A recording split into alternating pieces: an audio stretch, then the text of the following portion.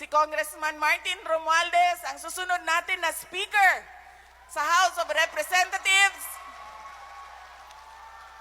ay nag-iiwan. Nabubulo na ako dito kay dalawang beses sinabi ni Ma'am Inday Sara ako maging next Speaker of the House.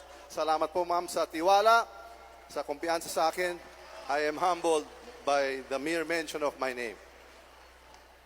Madam Sara, maraming salamat sa pagkanhin dito sa Tacloban.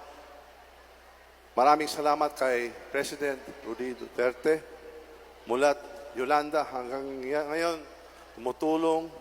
At ako po, si Martin Romualdez, ibalik mo ako sa Kongreso para magiging Speaker of the House of Representatives.